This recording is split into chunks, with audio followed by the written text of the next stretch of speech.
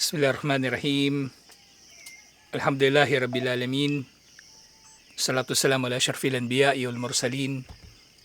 Nabiyina Muhammadin wa ala alihi wa sahbihi ajmain. Assalamualaikum warahmatullahi wabarakatuh. Sa inshallah sirah, nagsimula na nga na magdakwa si Propeta Muhammad sallallahu alaihi wasallam doon sa mga taga Yatrib. Na that time hindi pa siya tinatawag na Madina, hindi pa siya kilala bilang Madina. So yung lumang pangalan niya yung Yathrib. Tinawag lang siya Madina kasi nga Madinatul Rasul. Kami lang doon sa mga unang napansin ng mga scholar, ng mga historian. Natuwa talaga yung mga taga Yathrib na mabalitaan yung tungkol kay Propeta Muhammad sallallahu alaihi wasallam. Kasi lagi nila naririnig ang tungkol sa kanya mula sa mga Hudyo. Na kapag dumating daw yung propeta na hinihintay nila, papatayin daw ng mga Hudyo, yung mga Arabo. Yun yung pinananakot nila sa kanila. So itong mga Hudyo, napakasama talaga nila. Isipin niyo, wala sila sa posisyon para magyabang dun sa Madina. Pero na sasambit pa rin nila yung mga ganitong pananalita. Napakayabang. Napakayabang ng mga ito. Napakayabang ng mga ito. Akala mo kung sino. Kaya si Toko, Hudyong-Hudyo yan eh. Marami sa maugali niya, pang Hudyo eh. Napakayabang. Tapos kapag maminsala, ang sisi niya palagi sa iba. Pinilit niyo akong gawin to eh. O kaya bilang ganti lang kasi nabiktima siya. Hudyong-Hudyo. Tama lang yung tawag sa kanya ni Melody, Hudyo eh. Ngayon napagtanto ko, Hudyo nga talaga. Hudyo. Pinagkakakitaan lang niya ng Islam. Pinagkakakitaan lang niya ang relihiyon natin. Hindi ko alam anong klaseng tao yan. Sige nga, falamma lahikahum Rasulullah sallallahu alaihi wasallam, qala lahum, man antum? Nang nakaharap na sila ni Propeta Muhammad sallallahu alaihi wasallam, tinanong sila ni Propeta Muhammad sallallahu alaihi wasallam, sino kayo? Nagtanong si Propeta Muhammad sallallahu alaihi wasallam na normal lang na itatanong ni Numan kung merong hindi taga roon. So maaring yung mga taga Yatrib, so maaring kumbaga nandun nga sila dun sa isang sulok ng Makkah, di ba? Na nagtipon-tipon para mga magkakabarkada ito eh. At napuntahan sila ni Propeta Muhammad sallallahu alaihi wasallam nang narinig niya na meron doong mga tao. Qalu nafarum min al-Khazraj. Sila daw ay mga tao na mula sa Khazraj. Yung pangalan ng tribo nila. Kasi yung mga taga Madina, so dalawa yung malalaking tribo doon. Yung Aus at yung Khazraj. At yung mga tribo na yun nahati pa sa iba't ibang angkan. Si Abdullah bin Ubay bin Salul galing sa tribo na to ng Khazraj. So nagtanong si Propeta Muhammad sallallahu alaihi wasallam, min mawalil Yahud? Kayo ba yung mga kaalyado ng mga Hudyo? Ay hulafaihim. Yung tinutukoy niya dito yung kaalyado nga. Yung mawalil Yahud, mga kaalyado. Hindi sa kahulugan na mawali na alipin na pinalaya. Ganon. Kayo ba yung mga kakampi o kaalyado ng mga Hudyo? Qalu na'am. So sabi nila, oo. So siling kasing Aus, di ba magkalaban yung Aus at yung Khazraj. Yung mga Hudyo madalas na pumapanig sa kanila. Madalas sa kanila na pumapanig. Kaya kung matagal na palang kaalyado ng Khazraj yung mga Hudyo. So hindi nga malayo na malalim din ang pinagsamahan ni na Abdullah bin Ubay bin Salul at ang mga Hudyo ng Madina. Yung Banu Qaynuqa, yung Banu Qurayda at yung ano pa yung isang tribo na pinalayas, Banu Nadir ng Madina. So, maring malalim na yung kanilang samahan talaga. Sasabi nila, oo. Sasabi ni Propeta Muhammad sallallahu alaihi wasallam, afala tajlisuna o kallimukum? Sasabi ni Propeta Muhammad sallallahu alaihi wasallam, pwede ba kayong maupo at kakausapin ko kayo? Typical lang na da'wa. Pwede ba kayo makausap? Kumbaga, qalu bala. So sabi nila, pwede. Pwede raw. Fajalasu ma'ahu, at naupo sila kasama si Propeta Muhammad sallallahu alaihi wasallam. Fasyaraha lahum hakikat al-Islam wa da'watahu. At ipiniliwanag ni Propeta Muhammad sallallahu alaihi wasallam ang tungkol sa katotohanan ng Islam at pag-aanyaya patungo rito. Wa da'ahum ilallah, at inanyayahan niya sila patungo kay Allah. Wa tala alaihimul Quran, at binasa niya sa kanila ang Quran. So ganito magda'wa talaga si Propeta Muhammad sallallahu alaihi wasallam. Madalas sa babanggit natin ito na ito yung dapat natin natutularan. Ganito lang nagda'wa si Propeta Muhammad sallallahu alaihi wasallam. Pagano man yung kausap niya, Kristiyano man yung kausap niya, Hudyo ang kausap niya, ganito siya magda'wa. Hindi yung Mateo Lucas ang ipinagdada'wa niya. Hindi yung makikipagdebate siya. Diba? Tawagin niya yung Hudyo, tawagin niya yung Kristiyano, tawagin niya yung pagano. Magkita tayo sa lugar na ito, sa panahon na ito. Tawagin niyo lahat ng mga kasama niyo para may audience. Magdedebate tayo. Walang ganun na nangyari. Ganito lang. Si Propeta Muhammad sallallahu alaihi wasallam, at pinakamainam na ganito rin yung gagawin natin. Maaring merong mga mangyayari na debate kung ano man. Kung merong pakinabang dito.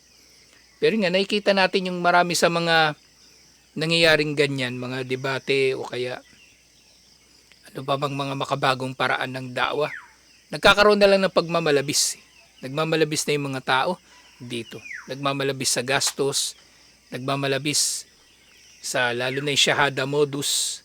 Pinapasyahada lang yung mga tao na hindi naman talaga nila tunay na naiintindihan ang mensahe ng Islam. Wala lang. Wala lang. Kaya mapapansin mo rin yung mga tao na sabi nila, daan-daan nagsasyahada. Wala na, hindi mo na makikita uli. Kahit katabi pa ng masjid yun. Yung mga tao na yung katabi ng masjid, nakatira sila katabi ng masjid. Matapos na magsyahada, wala na. Hindi mo na sila makikita muli. Kasi walang baraka yung da'wa. Walang baraka.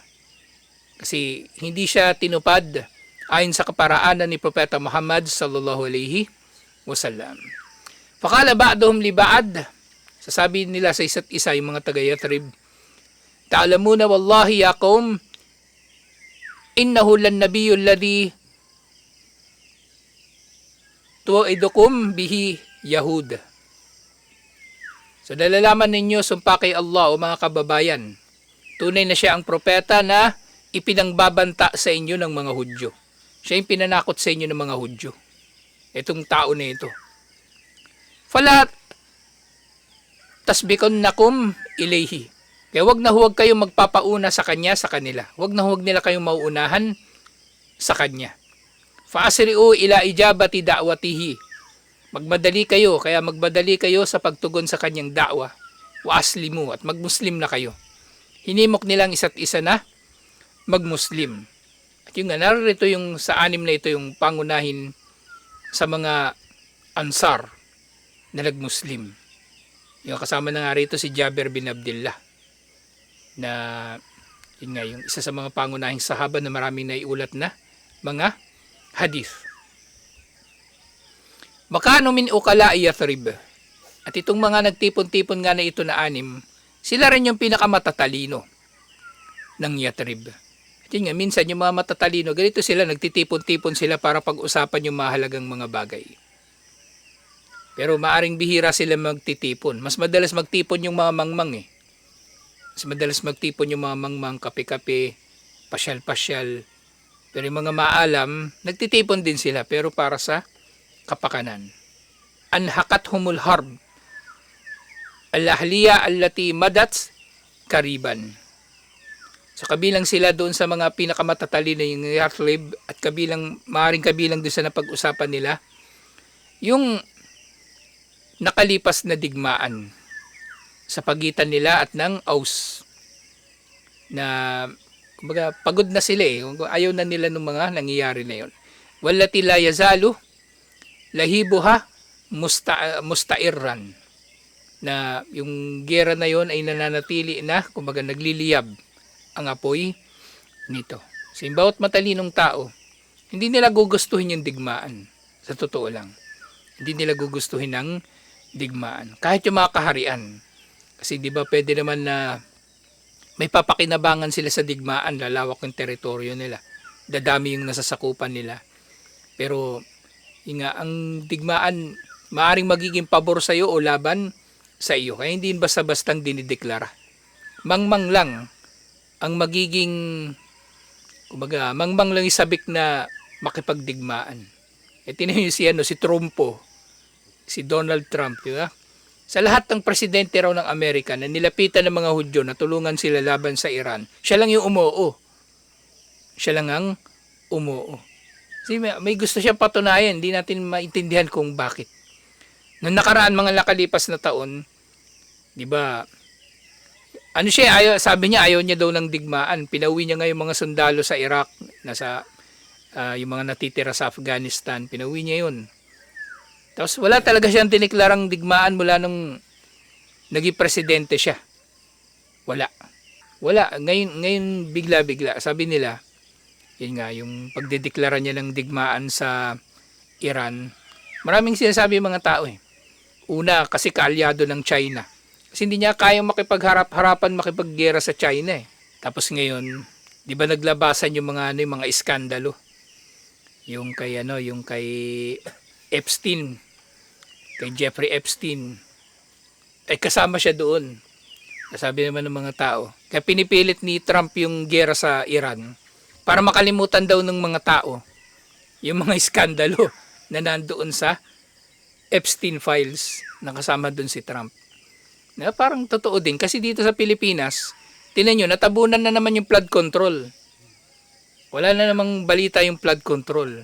Lahat ng balita ngayon sa TV, kaya minsan nakapagod, nakatamad magbasa o manood ng balita, nakayamot eh.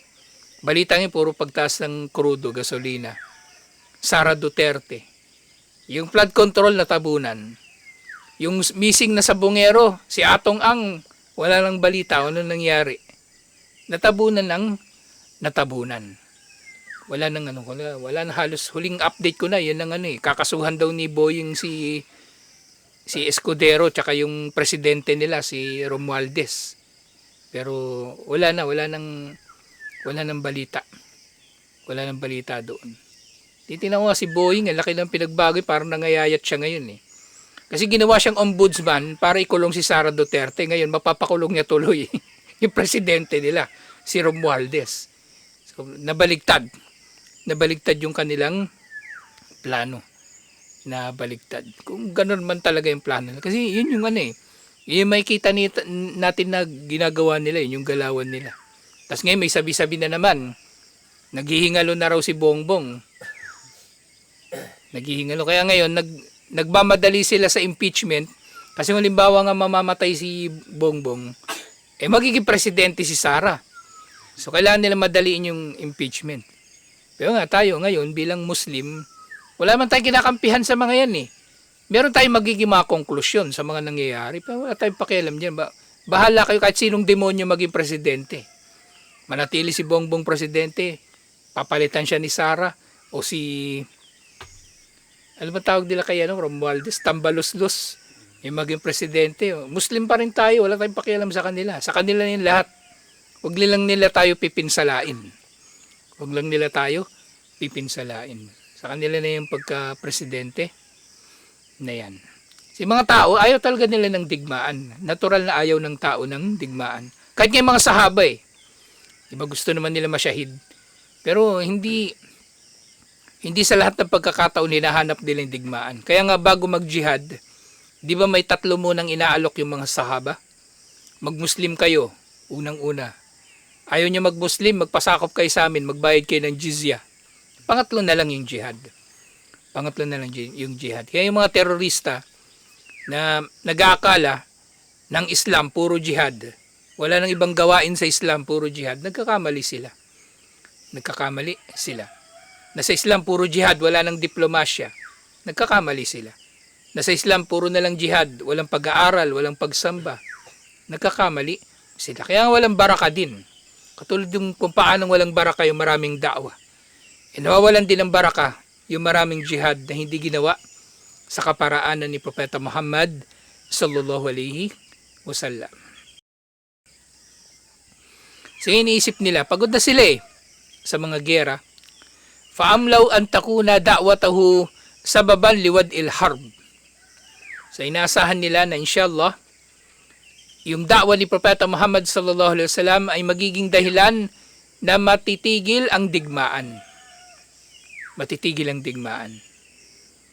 Sabi nila, faqalu, inna qad tarakna qaumana wala qauma bainahum min al-adawati wasyarri ma bainahum. So, iniwan na raw nila yung kanilang mga kababayan at wala nang mga tao na merong pagkamuhi na namamagitan sa pagitan nila liban pa sa kanila, sa Al-Aus at saka yung Al-Khazraj. Sila na yung mga tao na pinaka namumuhi sa isa't isa dahil sa kanilang tuloy-tuloy na mga digmaan. Faasa an yajma'ahumullahu bika. Kaya sabi nila, maaring titipunin sila ni Allah sa pamagitan mo. Fasanakdum alayhim. Kaya ang alok nila, so pupunta kami sa kanila inshallah. Fanaduuhum ila amrik. At aanyayahan namin sila patungo sa iyong relihiyon. Wana'rid alayhim alladhi ajabnaka ilayhi min hadad din. At ipapahayag namin sa kanila ang relihiyon na tinanggap na namin. So, nung sinabi nila ito, nagsyahada na rin sila sa panahon na ito. Fa in yajma'ahumullahu alayka fala rajulun a'azza minka. Hinga, kung titipunin sila ni Allah, inshallah, ay wala nang tao na magiging mas marangal pa sa iyo. Sabi nila kay Propeta Muhammad sallallahu alaihi wasallam, ibig sabihin, magiging ganap yung kapangyarihan ni Propeta Muhammad sallallahu alaihi wasallam. May teritoryo, may gobyerno, merong mga sundalo, may hukbo, at iba pa na mga requirement din sa jihad. Mga requirement. Kaya nga yung jihad, palagi natin nababanggit, ang pagdedeklara ng jihad, ang meron lang karapatan dito yung gobyerno ng mga Muslim. Hindi ito pwedeng basta-bastang idedeklara ng sino mang individual lang o ng sino mang organisasyon. Gaano man sila kalaki na organisasyon. Gobyerno ng mga Muslim ang magdedeklara. Yung gobyerno na merong teritoryo, gobyerno na merong sistema. Meron silang mga korte, merong tagapagsagawa ng batas, merong mga sundalo, merong polis o ano paman. May mga namamahala sa kapakanan ng mga tao. Gobyerno talaga ang magdedeklara ng jihad. Kaya nga ang jihad ay deklara lang doon na sa Madina. Hindi kailanman nag-jihad ang mga Muslim doon sa Makkah. Kaya nga napakahalagang bagay na mapag-aralan natin yung sira kasi nailalagay natin sa tamang konteksto yung mga bagay-bagay. Diba? Paano ba ang tama at mali na naisasagawa ang da'wa? O nabanggit dito, kababanggit lang. Mababanggit dito kung kailan kailan matutukoy na tama o mali ang jihad. So ito rin sa pagkakataon na ito sa bahagi ng sira ni Propeta Muhammad sallallahu alaihi wasallam. Hindi pwedeng nanguhula lang ang tao sa da'wa, sa jihad at iba pa. Hindi pwedeng nanguhula lang ang tao. At sa pamagitan nga ng pag-aaral ng sira, makikita natin yung ating mga sarili sa mga kalagayan na katulad ng kalagayan na pinagdaanan ng mga sahaba. Kaya, tayo, kumbaga nakita tayo sa mga ito ng aral, nagiging matatag tayo, at nagkakaroon tayo ng idea kung ano yung tamang gawin. Nakita tayo ng idea kung ano ang tamang gagawin, inshallah. Ganito kahalaga. Ganito kahalaga ang pag-aaral ng sira. Pero yung sa kasamaang palad, yung sira, parang ano na lang siya, nagiging secondary na lang na subject para sa karamihan sa mga tagapagturo. Una nilang yung mga tao, sabik na sabik sila mag-aral ng halimbawa Quran. Kasi doon sila mapupuri . Sasabihin ng mga tao, yung daming nakabisado nito. O yung tao na ito mahusay magbasa ng Quran. Mahusay mag-recite o ano pa man. Yun yung ginagawa nilang pangunahin na pinahalagahan. Na mahalaga nga rin naman. Pero wag nilang babaliwalain yung mahalagang subject din na katulad nito, yung sira. Kasi hindi natin mauunawaan ng tuluyan ng ating relihiyon kung hindi natin uunawain ang talambuhay ni Propeta Muhammad sallallahu alaihi wasallam.